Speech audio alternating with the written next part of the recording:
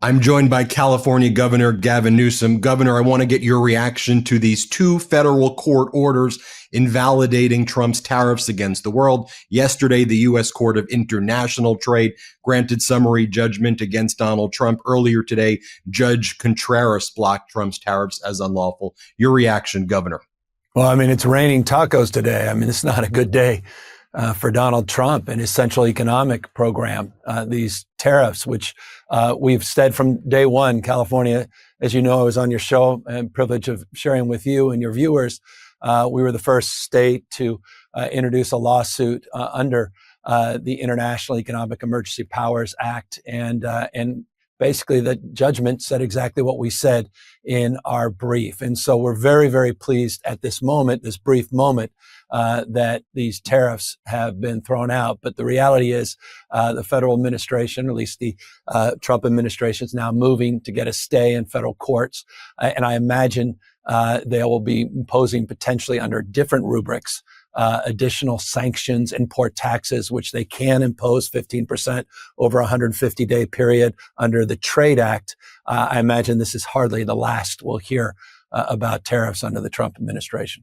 I want to show this photo that you posted recently about how family businesses and our ports are literally paying the price for Trump's unlawful and disastrous tariffs. Governor, can you give us a sense of what's going on today, May 29th, at the ports of Los Angeles and throughout California, actually? Yeah, the ports in LA, they saw 17 cancellations of vessels. They already have seen now, as we book in advance in June, 10 cancellations already that we're projecting in June. We had a 15% decline in May in the number of container ships coming in to Oakland. We're seeing the price pressures. You're seeing that across the country. The impacts to small businesses disproportionately. That's why that D.C. Circuit Court decision today was so rewarding for small businesses. It was on behalf of two children's toy manufacturers, and it was successful. Again, very similar to the California case. And so this has already had an impact, and the impacts would be even more acute as it relates to shortages and supply constraints that are inevitable if this continues. So look, we're in this chaotic moment. It's self-inflicted by the Trump administration. That chaos continues. The damage has been done. We can't overstate or understate the impacts of the damage. But we have to, I think, at least applaud our courts. And remember that international court, which most people didn't even know existed, it was a bipartisan. You had a Trump appointee, you had a Reagan appointee. Yes, they're still around. And you had a more recent appointee of a Democratic administration. And they were unanimous in condemning the act, the unilateral decision under the IEECP that Trump advanced. Governor, what's concerning, though, as well about what you're saying is when Donald Trump tacoed in Switzerland with China and caved on the 145% tariffs, brought him to 30% tariffs, I think there was some expectation that all of a sudden a light switch would turn on. He tacoed, light switch, ports returned to normal. That's not happening, right? No, and look, he continues to double down on stupid on this stuff, and we've seen it over and over. He loses, he gets more angry. We could joke about the taco, but that frame, that came from the Financial Times. People are literally making billions and billions and billions of dollars. The financial markets have anticipated Trump's incapacity to be consistent, to provide any stable rationale for his economic policies. They're chaotic. He changes them on a whim, on a basis of a phone call. You could talk about crony capitalism in that frame. And he changes them on the basis of where the markets are going. And people are gaming that out. And so this notion that he was challenged on that point in the White House yesterday and reacted to it with such disdain only reinforces the likelihood that he'll react accordingly and consistently in this respect by overreacting to it. And that's why I think the next few hours and the next few days will be very interesting. And hardly is he going to, I think, shift course 180 degrees. Let's talk about the people impact in the great state of California. How is this impacting the dock workers, the truckers? What are you seeing? There was a bad jobless claims report that exceeded expectations this morning nationally. Jobless claims rose 240,000 in the past week. This on the first quarter economic contraction as well. So what are you making of all this? Yeah, I mean, they updated those numbers, and instead of 0.3% decline in GP, it's 0.2%. The fact that we were growing 2.4% and now we're declining as an economy, the impact that's having in the aggregate. But you asked a specific question about small business. I've met with over a dozen small business members that literally it's complete chill, devastation. A young woman who said, I had to look in the eyes of my 8-year-old and say, honey, you helped me inspire this business when you were a baby. It's a baby business, baby supplies. We just made a deal with Target and Walmart, and I leveraged the home, and I don't know if I can keep the home. That's real. That's because of Trump's unilateral policies, illegal, but unilateral policies. I met with someone I personally bought for the holidays. I bought my son a bike and had an electric component.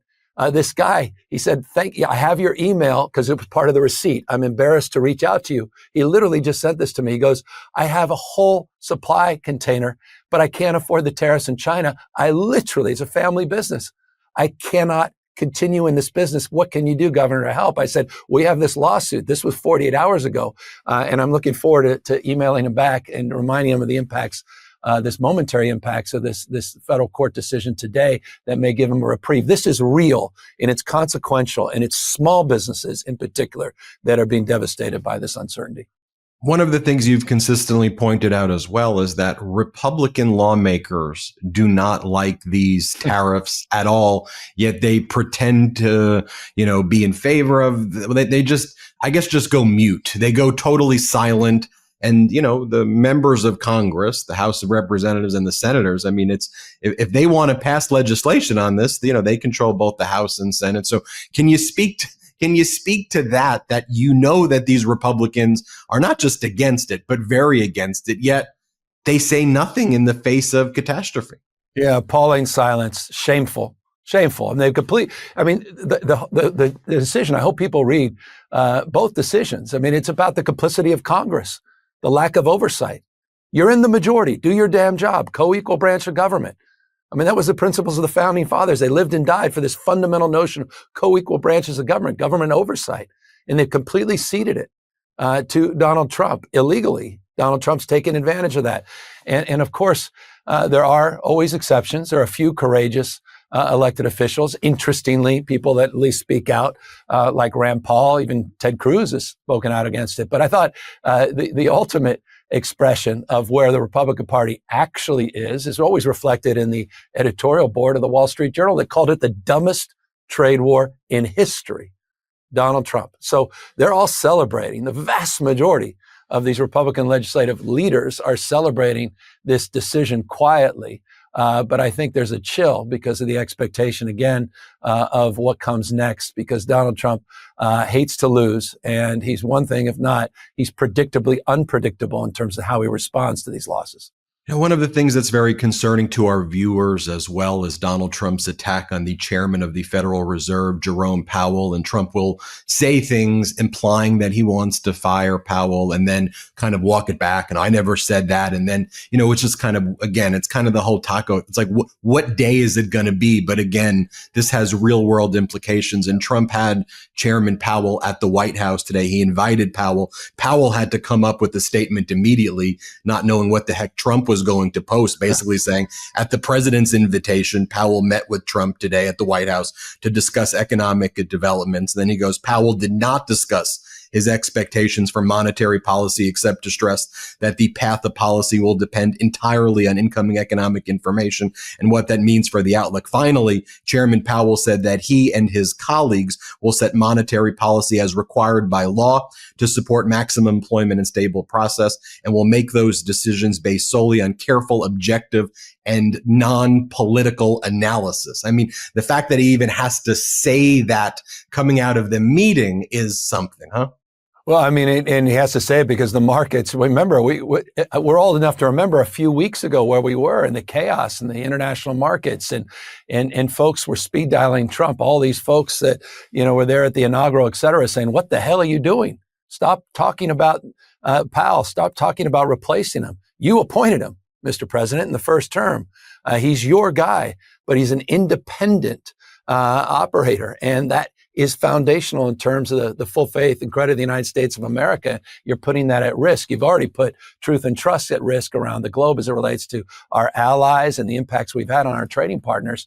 But when it comes to the markets, he obviously felt that pressure. And look, at the end of the day, the markets bat last and they bat 1,000. And Donald Trump, if nothing else, has been very sensitive to the markets, particularly the bond market. And so I'm not surprised by that statement by Powell. But this is an area where even Trump recognized his own recklessness. Finally, Governor, just a lot of people across the country are worried right now. They're nervous. They see this disastrous budget bill. Are we going to lose health care?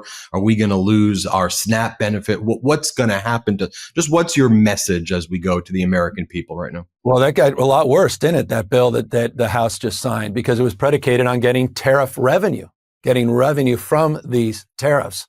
Now you can't even count on that, which only further reinforces where Elon Musk himself was just 24 hours ago, and saying this blows a massive hole in the debt in the United States of America. It's one of the most fiscally irresponsible things that's happened in our lifetime. And so the U.S. Senate has a chance to fix that and correct for that. And I think today's announcement from these two courts, and I imagine there'll be further discussions with further court decisions that will be very favorable to at least the cause of sanity and rationality, will only put additional pressure on the Senate to right the ship and make dramatic amendments in this bill. But at the end of the day, there's no way they can balance a damn budget unless they do it on the back of working folks and poor folks and completely renege on their commitment to protect the most vulnerable, protect folks under the Medicaid system. And so we'll continue to be vigilant on that. We'll continue to push back on that. We're now involved with 22 lawsuits against the Trump administration. Obviously, we'll push back on any cuts to Medicaid. No state, incidentally, has more to lose on that. 3.4 million Americans will lose support if that bill passes and it's exists in form in the United States Senate here in California. So we have a lot to lose, but we also assert ourselves and we have a lot of opportunity to do more in that space coming in the future. Governor Newsom, thank you so much for your time. Good to be with you. Everybody hit subscribe. Let's get to 5 million subscribers. Can't get enough Meidas? Check out the Meidas Plus Substack for ad-free articles, reports, podcasts, daily recaps from Ron Filipkowski, and more. Sign up for free now at MeidasPlus.com.